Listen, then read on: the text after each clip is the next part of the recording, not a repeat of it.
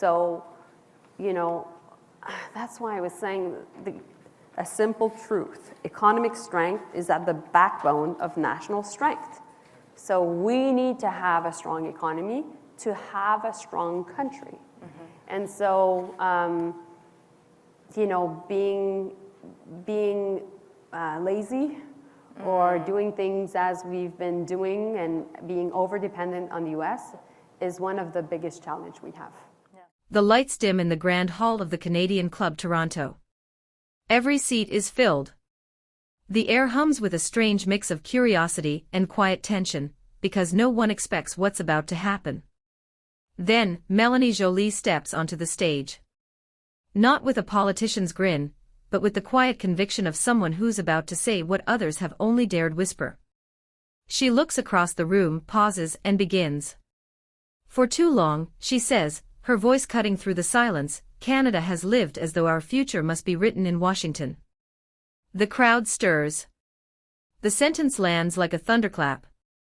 We've treated dependence as destiny. We've told ourselves that every major decision, from energy to innovation, must fit the mold of what America allows. That is not partnership. That is design failure.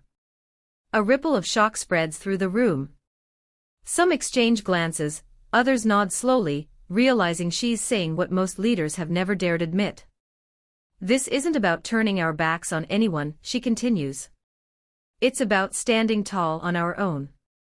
Jolie paces slightly, her tone sharpening. Economic sovereignty is not isolationism. It's survival. It's the right of every nation to make decisions that put its people first, without waiting for approval from a foreign capital. She stops again. The room is completely still.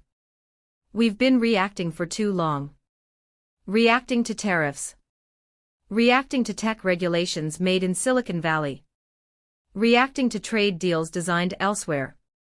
I'm done reacting. Canada must move from defense to offense.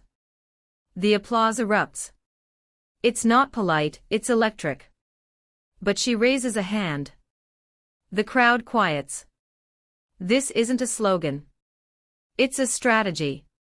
A new era of economic nationalism, not the kind that closes doors, but the kind that builds strength. The rhythm of her speech shifts, each word measured, deliberate, fierce. Before moving forward, do subscribe for Parliament updates. When I say economic nationalism, I don't mean fear. I mean courage. The courage to build our own factories again. The courage to innovate without begging for investment from abroad. The courage to protect the workers who made this country thrive, from Windsor to Oshawa, from Hamilton to Halifax. She lets the words breathe. I've met families in Ontario's auto towns who've lived through closures and layoffs, not because they failed, but because decisions were made thousands of miles away. I'm telling them tonight, no more. Not one more job in Canada will be lost to someone else's negligence. Another wave of applause, louder this time. Cameras flash. People stand. We will invest in manufacturing, clean technology, and critical minerals. Because our future cannot be imported. It must be built, right here. Her tone softens, but the resolve remains steel. Our neighbors to the south will always be important partners. But partnership only works between equals. And equality begins with independence. The audience murmurs, a few nod with deep conviction. It's no longer a room full of politicians and CEOs. It feels like a movement being born. You see, we've been taught to believe Canada's economy is too small to lead, too dependent to stand alone. But that's a lie born out of comfort, not truth. The truth is, we've been holding ourselves back. Jolie's hand tightens on the podium. It's time to stop being a bystander in the global economy. It's time to become a builder. The crowd roars again. Even reporters who came expecting another polished policy speech find themselves writing faster, almost breathless. We will not be the junior partner in someone else's empire. We will not let our industries wither because another nation dictates what's efficient. And we will not apologize for putting Canadian workers first. The sound is thunderous now. The entire room rises. Jolie's voice cuts through it, firm, unwavering, almost defiant. I think at the same time that, I know there's been a taboo about economic nationalism, but this is the moment because we have no choice. And I think a lot of countries in the world will be doing that. So we need to keep open markets with them, but at the same time we can't be naive, and we need to take care of our own economy and our own workers. Our identity isn't loud. It's not brash. It doesn't need to shout across the world stage. Canada's strength has always been quiet but unbreakable. She leans forward slightly, her final words of this segment delivered with the force of conviction that commands absolute silence. Quiet doesn't mean weak. It means disciplined. It means confident. It means we no longer need to prove ourselves by mirroring anyone else. We will lead our way. And with that, she steps back. The crowd doesn't just applaud, they erupt. It's not a reaction to a policy speech anymore. It's the birth of a new political fire, one that challenges an entire generation of complacency. Tonight, Canada didn't just hear a minister. It heard a call to reclaim its voice. The next morning, Canada wakes up to a different tone. Every major headline carries one name, Melanie Jolie. Minister declares economic independence. Jolie breaks silence on Canada's U.S. dependence. A new doctrine of sovereignty. Clips of her speech dominate every platform. But it's not just the words that go viral, it's the tone. The quiet certainty. The steel in her voice. It's the first time in years a Canadian minister sounded like someone not asking for permission. By noon, the House of Commons is packed. The opposition benches are restless, sensing a storm, and maybe an opportunity. Pierre Poilievre rises first, his voice sharp. Mr. Speaker, what we heard last night was not economic strategy, it was political theater. The minister talks about sovereignty, but her government has spent years selling out our industries to foreign interests. Canadians don't need slogans. They need jobs. The Conservative side erupts in applause. But the Liberal benches stay calm. Then, Jolie herself stands. There's no anger in her eyes, only resolve. With respect, the opposition calls this theater because they cannot imagine a Canada that leads instead of follows. Every time we've tried to stand tall, they've called it reckless. Every time we've built something of our own, they've called it risky. That ends now. The chamber grows tense. Even the speaker pauses, as if sensing something rare is unfolding. If defending Canadian workers is political theater, she continues, then I'll play that role proudly. Because the alternative is economic surrender. The room explodes. The government benches rise, a standing ovation shakes the walls. Outside Parliament, the clip spreads like wildfire.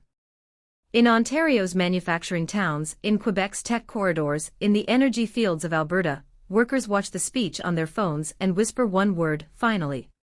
Finally, someone said it. Not in a think tank report. Not in a campaign ad. But in the heart of government, for everyone to hear. That night, a panel on national television debates her message. Economists argue over feasibility. Analysts dissect every line. But the people in the audience don't care about jargon. They hear something deeper, pride. One commentator, visibly shaken, says quietly. It's been decades since a Canadian minister told us we don't have to be second place to anyone. Social media lights up. Hashtags trend, hashtag economic sovereignty, hashtag stand tall Canada, hashtag Jolie doctrine. Even across the border, American media takes notice. One network anchor remarks with unease. If Canada really follows through on this plan, it could reshape North American trade as we know it. The next day, Wall Street analysts release reports warning of Canadian economic realignment. But in Ottawa, Jolie remains unfazed. Behind closed doors, her team works on what they call the sovereignty strategy, a roadmap to rebuild critical industries, reform investment rules, and revive domestic production. And the Prime Minister has mentioned, it is a rupture. It is a rupture. So we need to start thinking differently.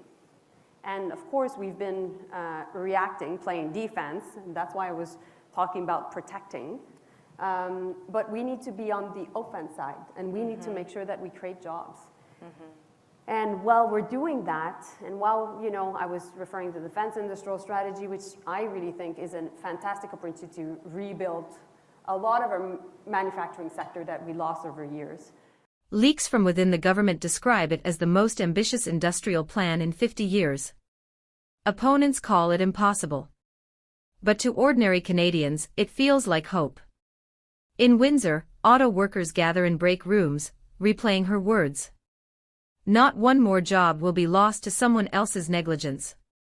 In Northern Ontario, mining crews talk about critical minerals and green tech, things that once felt distant, now suddenly matter. In small towns, people start to believe again that Canada could make things, real things, instead of exporting raw talent and waiting for validation. And then, the backlash begins. American commentators accuse Canada of economic defiance. U.S. lobbyists warn of consequences if Canada shifts too far from U.S. trade norms. One headline reads, Canada's new independence sparks tensions with Washington. In Washington, senior officials call Ottawa demanding clarification. But Jolie doesn't blink. She responds publicly, her words measured, yet firm. Our friendship with the United States remains strong. But friendship does not mean dependency. Partnership does not mean permission. That line hits harder than any speechwriter could have planned. It becomes a rallying cry. Crowds gather outside the Parliament building holding signs that read, Canada First, built here. Sovereignty is not a slogan. Enough dependence. The atmosphere shifts from polite nationalism to full-blown awakening. And then, in a dramatic turn, the Prime Minister calls a special session of Parliament, broadcast live, to outline the government's new plan for economic reclamation. Jolie stands beside him. It's not her words that move people this time, it's her presence. Calm, confident, unshaken. The Prime Minister announces, today Canada begins the largest reinvestment in domestic capacity since the Second World War. We will build. We will innovate. We will lead. The chamber erupts again. Even opposition members can't help but rise, some clapping reluctantly. The country is no longer debating whether independence is possible. It's deciding how fast it can happen.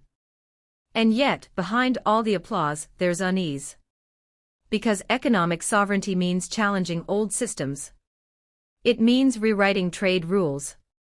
It means confronting the comfortable status quo that's defined Canada's place in the global order for decades. But Jolie doesn't back down. In her next address, she makes it plain. This won't be easy. It's not supposed to be. Building independence never is. But we will not measure success by how comfortable we remain. We will measure it by how free we become. The words echo across the nation, in classrooms, factories, and homes. For once, Canada feels like it's not just reacting to history, it's making it. And somewhere in Washington, a senior advisor watches the footage and mutters, half admiring, half worried. Canada's not playing defense anymore. Ottawa, 2 weeks later. The nation has changed. You can feel it in the air, in the way people talk about the future, in the way the flag seems to mean something again. The streets outside Parliament are packed. Students, factory workers, retirees, waving signs, singing the anthem louder than usual. It isn't protest anymore. It's purpose. Inside, Parliament is in session. The debate is fierce. The opposition warns of trade risks, retaliation, and economic uncertainty. The government defends the plan with unshakable unity. Then, the Speaker calls for silence. Melanie Jolie rises. Every camera turns. Every whisper stops. When I first spoke about sovereignty, she begins, I wasn't calling for isolation. I was calling for courage. Courage to believe that we are enough, that we can build, innovate, and lead without fear. And I think there's a lot of interest around the world for what we have to offer. Of course, in natural resources, major projects. I think we can develop not only critical minerals, but transformation of critical minerals at home. You know, when we put ourselves at it, Canadians are really, really, you know, determined people. We play by the rules, we're fearless, we're determined, and I think that we should have that same ethos while, you know, developing our stronger economic sovereignty. Her tone is calm, but each word carries the weight of a new doctrine. Some said it was risky. Some said we'd pay a price. Maybe we will. But the cost of dependency has always been higher, we've just been too polite to admit it. A few on the opposition benches look down. Even they can't deny the truth in her words. Economic sovereignty, she continues, isn't about walls or borders. It's about freedom, the freedom to decide what we produce, how we grow, and who we serve. For decades, we were told we couldn't, that we had to follow the world. Now, the world is watching us lead. The chamber falls silent. You could hear a pin drop. To every worker who was told their job didn't matter, it does. To every young Canadian who left the country for opportunity, come home. We're building something here, and this time, it belongs to us. Applause. Slow at first, then unstoppable. Even some on the opposition side stand and clap. Not for politics, but for pride. Outside, the crowd hears the echo from inside Parliament. The cheers rise into a single roar that rolls down Wellington Street like thunder. Reporters rush to the steps, shouting questions. Jolie steps out, sunlight hitting her face. She doesn't answer immediately. She looks at the sea of people, the flags, the faces, the raw energy. Then she simply says, "This is Canada. And we're done apologizing for wanting to lead." The crowd explodes. The chants shake the city. From Washington to London, from Berlin to Tokyo, the world watches the clip in disbelief. For decades, Canada was seen as quiet, cautious, compliant. Now, it's loud without shouting. Bold without boasting. And for the first time in a long time, respected for its strength, not just its politeness. Later that evening, as the skyline glows over the Ottawa River, journalists call it the turning point. Business leaders call it the new doctrine. But for millions of Canadians, it's something simpler. The moment we stopped waiting for permission. The closing shot lingers, the crowd waving red and white flags as dusk falls, their chants echoing off the Parliament walls. Stand tall, Canada. Build here. Lead here. Our future, our hands. And as the camera pans upward toward the illuminated Peace Tower, a single voice rises through the noise, firm, defiant, certain. We are not followers anymore. Fade out. Canada debates.